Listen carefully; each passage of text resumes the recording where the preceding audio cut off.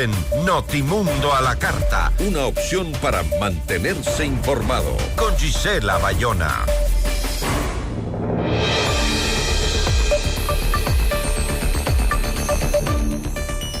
Con cardenales electores de 71 países, una media de edad de 72 años y el 80% designados por Francisco, la Ciudad del Vaticano será escenario del cónclave más internacional de la historia. ¿Qué le espera al futuro de la Iglesia Católica? La entrevista a la carta, en diálogo directo con los protagonistas de los hechos. Desde el Vaticano nos enlazamos con Luis Cabrera, cardenal del Ecuador. Cardenal, ¿cómo está? Muy buenas tardes en Ecuador. Muy buenas tardes. Qué alegría poder comunicarme con usted y a través de este medio tan importante, pues con mucha gente que seguramente sigue paso a paso cómo avanzamos en este camino hacia lo que se denomina el cónclave, en el que será nombrado el nuevo Papa. Así es, cardenal, con mucha expectativa los ecuatorianos, escuchando todo lo que se desprende y que de este cónclave que iniciará en 6 días. A ver, en la información sabemos que el Colegio Cardenalicio cuenta con 252 miembros, de los cuales 135 tienen derecho a voto. Sin embargo, solo 133 participarán, ya que 2 no van a poder viajar por motivos de salud. Entre los ausentes está el español Antonio Cañizares. Por primera vez, 12 países estarán presentes en el cónclave con cardenales electores propios. Entre ellos figuran Haití, Sudán, Paraguay, Malasia, Suecia y Serbia. También destacan naciones con poca tradición cardenalicia como Cabo Verde, Papúa Nueva Guinea, Timor Oriental. Cardenal, ¿qué se espera de un cónclave con esta cantidad de presencia internacional? Bueno, yo creo que lo primero, lo más importante es lo que estamos realizando, unas jornadas de oración, de celebraciones, que nos permiten justamente ir descubriendo con más claridad cuál es la tarea principal, en este caso pues elegir al nuevo Papa. Luego también este tiempo de preparación pues tendremos espacios para conocernos, porque como ha dicho muy bien, más del 80% de los cardenales somos nuevos, nombrados por el Papa Francisco, de tal manera que esa es una de las grandes tareas que tenemos aquí, el conocernos. De hecho, las asambleas o las congregaciones generales que se llaman están destinadas justamente a escucharnos, a conocer más de cerca lo que cada quien piensa, lo que aspira, lo que tiene en su corazón, en su mente. Entonces eso es lo que esperamos, digamos, poco a poco en ese ambiente de oración, de reflexión, encontrar a la persona adecuada para que sea él el que continúe con esa misión que Jesús encomendó a Pedro hace más de 20 años.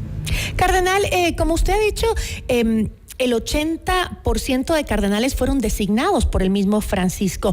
Siendo así, ¿cree que va a continuar su legado en la Iglesia o se buscará una reforma conservadora? Bueno, esos conceptos de conservador o progresista, tradicionalista, reformador, derechas, izquierdas, pues ustedes saben, son conceptos más de carácter sociopolítico, respetables por cierto, pero lógicamente aquí lo que se va viendo es que tenemos que encontrar a alguien que sea fiel a Jesús, fiel al Evangelio, y es lo que ha hecho el Papa Francisco. Yo suelo decirlo de manera muy gráfica, ha desempolvado el Evangelio y lo ha puesto en el centro, en el corazón de la Iglesia, de la sociedad, una propuesta siempre llena de, como dice el Evangelio, de novedad. Y lógicamente la novedad es la que a veces nos desconcierta, a veces nos desinstala, nos desacomoda donde estamos a veces plácidamente bien. Pues yo creo que va en esa línea del Evangelio. ¿Y de qué Evangelio? El Evangelio de la misericordia que tanto anunció Papa Francisco, el Evangelio de la paz, el Evangelio de la justicia, ese Evangelio que nos lleva pues a entender que somos hijos de Dios y no esclavos, que somos hermanos, somos amigos y no pues rivales, contrarios, que entramos en guerras.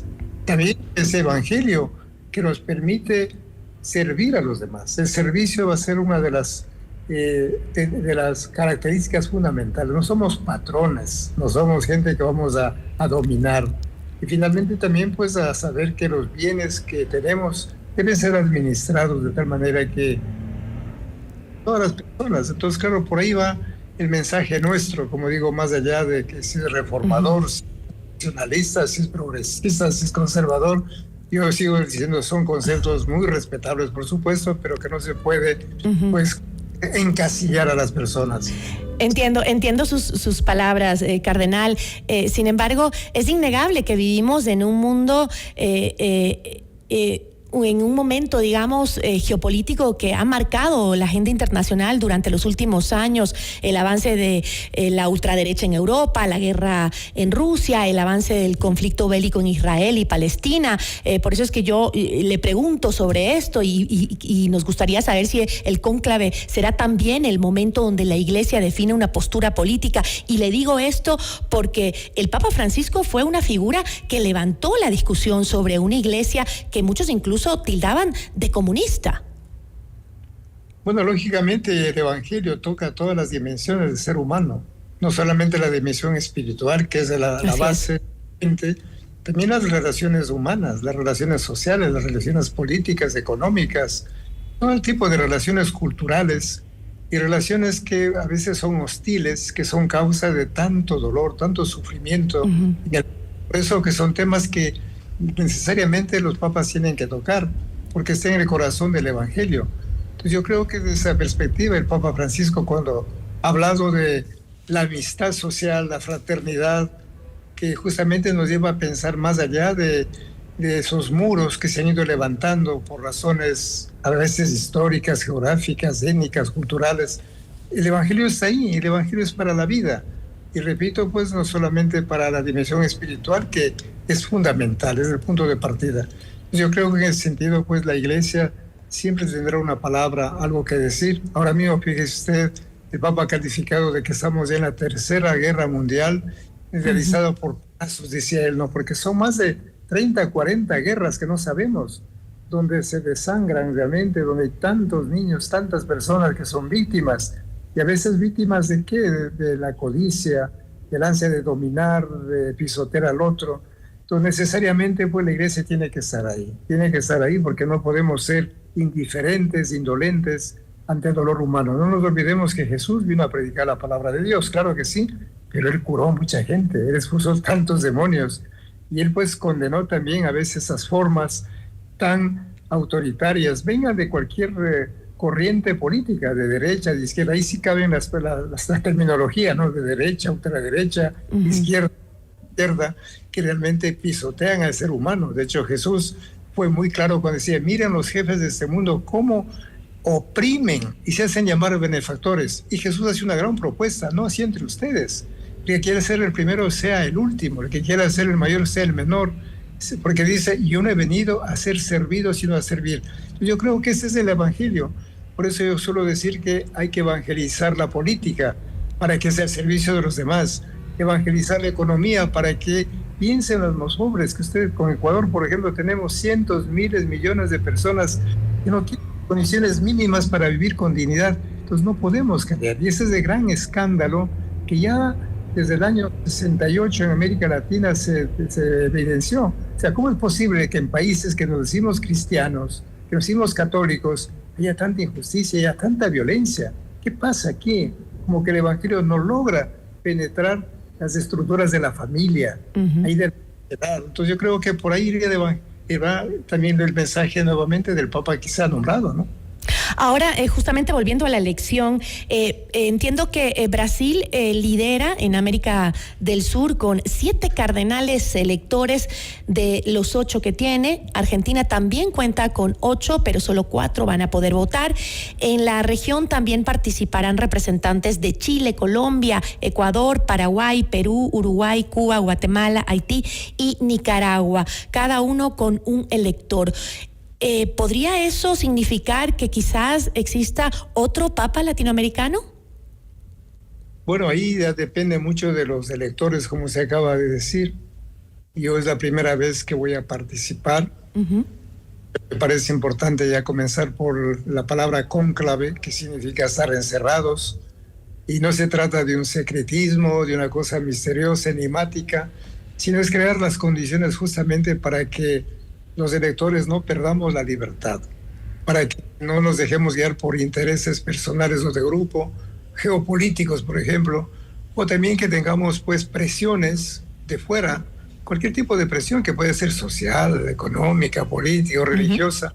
Entonces es el sentido profundo de las restricciones, de estar incomunicados para que cada quien delante de Dios, delante de su conciencia, piense, reflexione y opte por el candidato, digamos que sí, de tal manera que sobre la marcha se irá viendo, que puede ser cualquiera de los continentes, ¿verdad? De Asia, de África, Oceanía, bueno, América del Norte, América del Sur.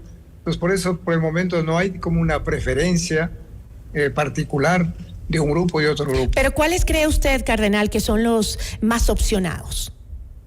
Bueno, sabe que tampoco podemos decir, más que aquí en los análisis que hacen muchísimas personas desde el punto de vista político, sociológico, los medios de comunicación, pero nosotros preferimos estar al margen de esto, de verdad, lo digo con todo el corazón, para que sean otros los principios, otros los criterios los que nos iluminen, nos acompañen y que la decisión que se tome sea en conciencia. Sabemos que además nosotros estamos guiados, asistidos por el Espíritu Santo, teniendo en cuenta que la gracia no elimina la naturaleza, la gracia no elimina la libertad, la capacidad de pensar y razonar, porque también hay personas que dicen, bueno, el Espíritu Santo elegirá directamente. Decimos, no, Dios se vale también de estos medios, que a lo mejor podemos equivocarnos, claro que sí, somos personas con límites, pero en medio de esas limitaciones, pues yo creo que se verá cuál es la mejor opción para estos tiempos, porque yo suelo decir que es una triple fidelidad que hay que mantenerlo. Primero, la fidelidad a Cristo, a su Evangelio, yo creo que eso es fundamental. La fidelidad a una iglesia que tiene más de 2000 años de tradición, de historia, con sus luces y sombras, y una fidelidad sobre todo a nuestro tiempo, a esta historia concreta, cómo hacer asequible, cómo hacer comprensible el Evangelio a estas nuevas generaciones, en este mundo digital en el que vivimos, este mundo lleno de tantas desigualdades. Yo creo que esa fidelidad al tiempo presente va a marcar también para que, digamos, esta persona pueda ser la que realmente ayude en este momento a anunciar el Evangelio. Yo le agradezco muchísimo, cardenal, por habernos acompañado en esta entrevista y que Dios les bendiga y les ilumine para que puedan elegir a esa persona que, como usted mencionó, esté para servir y no se sirva. Muchísimas gracias. Gracias a ustedes. Buenas tardes o buenos días por allá. Un abrazo grande. Gracias. Nos acompañó Luis Cabrera, cardenal del Ecuador, en vivo desde el Vaticano. Notimundo a la carta.